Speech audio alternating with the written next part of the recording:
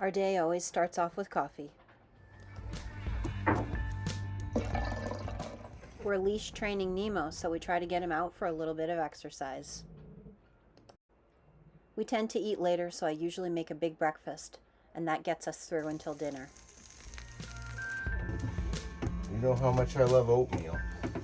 If it's a nice day, I'll take my workout outside. And of course, Nemo does his cat thing. Brian usually gets down to some I organizing. put the life raft in here, EPIRB in here, and the first aid kit in there. Time for my language lesson. La cerveza.